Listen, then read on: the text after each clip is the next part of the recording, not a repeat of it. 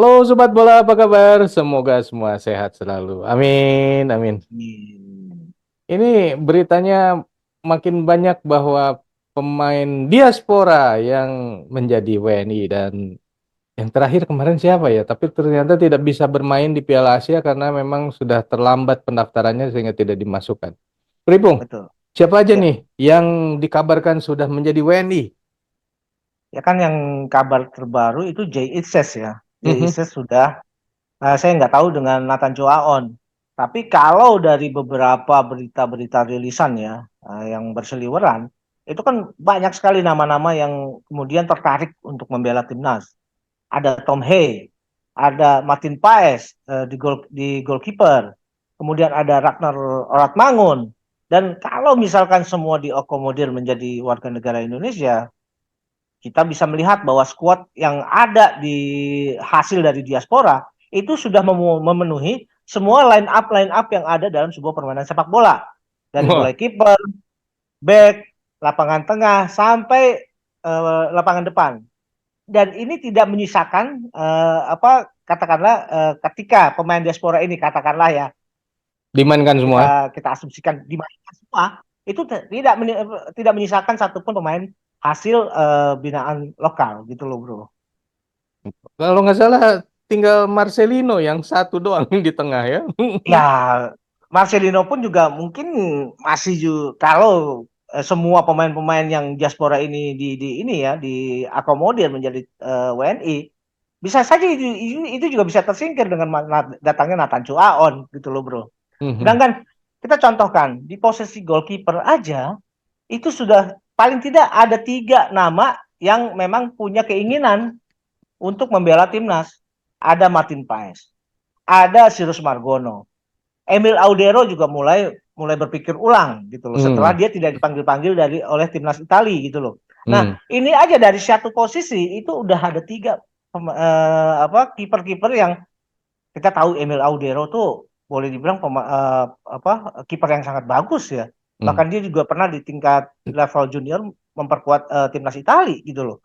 Nah, kemudian kita juga di situ ada Sandy Walsh di bek kanan, kemudian ada Justin Hubner, kemudian ada Ekan Bagot, ada Sen Patinama, dan ada Jay Itzes. Itu aja 5 di lapangan belakang tuh, di belakang sudah ada. Di situ ada Tom Hay misalkan di tengah ya.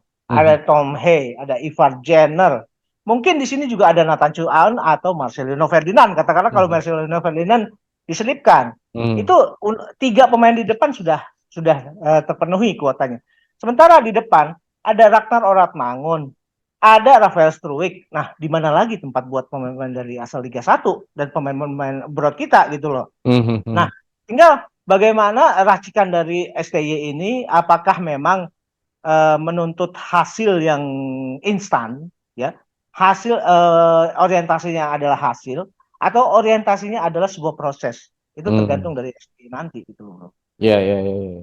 Ya memang kalau misalnya kita mainkan semua pemain diaspora terus yang lokal yang terus juga yang abroad ya, Ya. itu gimana nasib kayak Asnawi kan kayak jadi kayak nggak ada tempat lagi buat Asnawi apalagi Aran gitu. Ya, itu tadi. Makanya kan di Piala Asia yang didaftarkan kan adalah 50 pemain ya. Mhm. 50 pemain yang didaftarkan untuk event tersebut. Walaupun akhirnya pemain yang dibawa ada sekitar mungkin 23 Ya 25 gitu 23 ya. ya. Nah, 23 pemain lah katakanlah. Tapi yang sisanya ini kan kalau terjadi apa-apa dengan pemain yang 23 ini bisa Hmm. sewaktu-waktu diambil. Misalkan Hmm. terjadi cedera Mhm. dalam dalam dalam pertandingan tersebut ya. Mungkin Mhm. untuk memenuhi kuota supaya 23 ya tetap aja dipanggil dari yang 50 Mhm. gitu. Mhm. Nah, Mhm. yang saya khawatirkan 50 pemain ini banyak diisi oleh pemain-pemain lokal kita, pemain Mhm. dari Liga 1 dan pemain abroad gitu loh. Sementara pemain-pemain yang hasil dari diaspora itu adalah pemain-pemain yang diangkut. Nah, ini tergantung dari bagaimana pilihan-pilihan yang akan diambil oleh STY. Kemudian tentu STY juga pilihan ini didasarkan pada target yang ditetapkan oleh PSSI kepadanya gitu loh. Iya, iya, betul, Jadi betul, betul. bentuk tanggung jawab dia untuk memenuhi target tersebut itu adalah bagaimana dia memilih pemain. Ya. Nah, kalau orientasinya ini Piala Asia kita tergabung dengan Jepang, dengan Irak, dengan Vietnam untuk bisa memenuhi katakanlah supaya kita bisa Menang.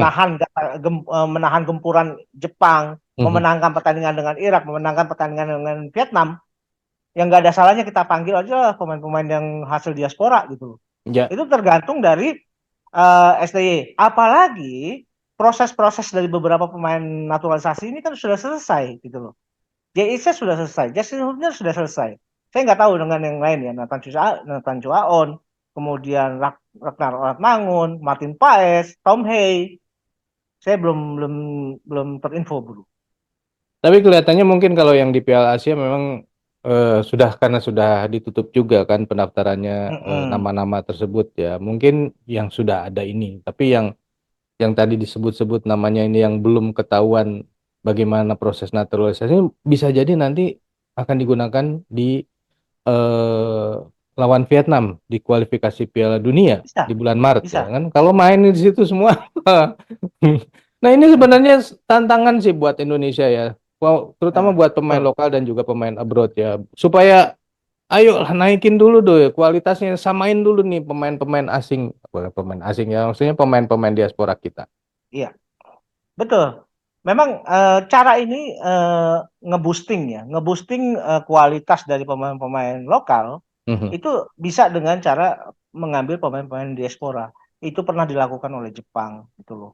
Jepang dulu juga pada tahun-tahun 90-an pernah di apa diperkuat oleh dua pemain asli Brazil Mhm. yang tidak ada hubungan darah dengan ini ya, dengan Jepang gitu loh. Mhm. Nah, tapi itu kan adalah cara mereka untuk kemudian memboosting kualitas pemain-pemain lokal supaya bisa sejajar dengan pemain diaspora dan ternyata itu berhasil gitu loh dilakukan oleh Jepang dalam hal itu.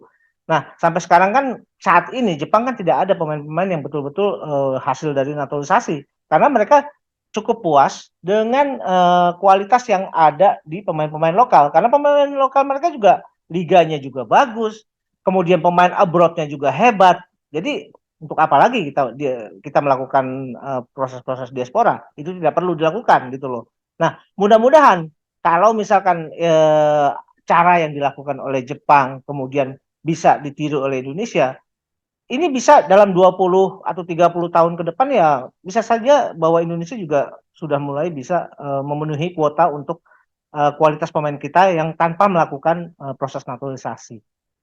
Nah, ini kan kalau misalnya memang kaitannya dengan prestasi lah pemain-pemain lokal Indonesia bisa lebih maju, kan nggak nggak bisa berhenti di apa namanya rekrutmen diaspora kan. Diaspora, Harusnya betul. dimulain dari apa liga-liga yang junior kan.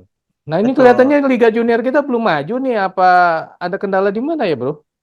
Ya, gini, memang yang paling dibutuhkan oleh tim sebuah negara adalah hasil dari pembinaan.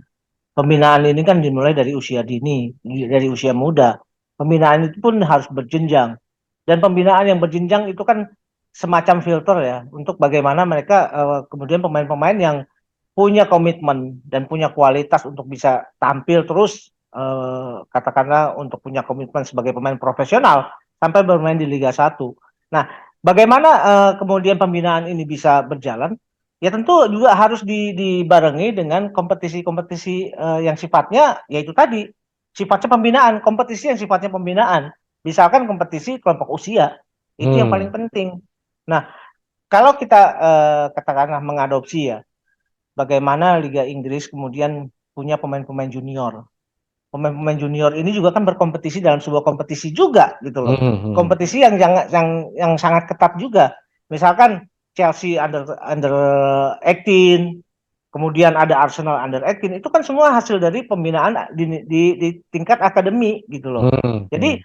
mereka juga selain mereka ingin apa ya menyiapkan diri supaya pemain-pemain hasil akademi yang akan mengisi tim utama di kelompok di ini ya tingkat senior gitu loh. Jadi Hmm. mereka toh tidak akan mengeluarkan uang lebih banyak kalau misalkan harus mentransfer bintang, pemain-pemain bintang dari luar klub. Itu Hmm. adalah cara mereka untuk ini ya, untuk berinvestasi. Dan bisa jadi akademi-akademi ini juga menghasilkan uang sebetulnya. Ya. Ketika pemain-pemain muda yang mereka hasilkan ditarik oleh pemain tim-tim lain gitu loh. Ini adalah sebuah bentuk bisnis Ya, dan ini betul. juga yang harus dimulai oleh Liga Indonesia. Bagaimana pembinaan usia muda ini juga sebetulnya punya cuan gitu loh. Iya, iya, iya. Punya bisa juga berorientasi bisnis, bukan cuma berorientasi pada pembinaan, tapi berorientasi pada bisnis. Karena bisnis yang baik adalah bagaimana investasinya itu berkesinambungan gitu loh, Bro. Iya, iya. Tapi kenapa belum jalan ya? Saya mungkin sudah jalan tapi tidak bombastis informasinya gitu ya. Betul. Saya sih berharap sekali ya bahwa di kepengurusan PSSI yang sekarang kan ada indikasi terlihat bahwa mereka juga sudah mulai concern dengan yang namanya pembinaan.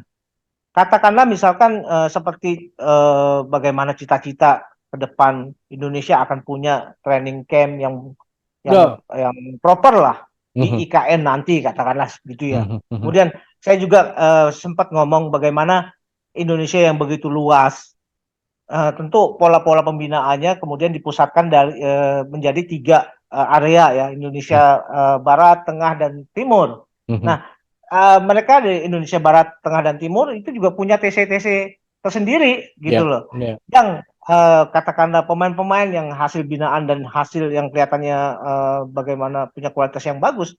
Kemudian kalau misalkan dibutuhkan tinggal dicomot aja satu persatu gitu loh. Mhm. Mhm. Dan itu juga bisa dicomot, tentu yang dicomot bukan yang mencomot adalah bukan dari kebutuhan timnas, tapi kebutuhan para peserta di liga-liga satu Indonesia, misalkan Liga 1 atau Liga Oh, 2. ya, ya, ya, ya. Ya. Nah, mereka yang punya kelihatan menonjol dicomot oleh masing-masing anggota liga misalkan. Nah, Hmm. di liga itu adalah ya ini pemantapan gitu loh. Dan mereka kemudian dihadapkan oleh sebuah situasi yang profesional. Ketika timnas butuh, tinggal comot dari klub-klub gitu loh. Jadi ini Ya. piramida yang ini ya, yang kelihatan jelas ukurannya gitu loh, Bro. Tapi sekarang kita balik lagi ya, harus masih pakai pemain diaspora.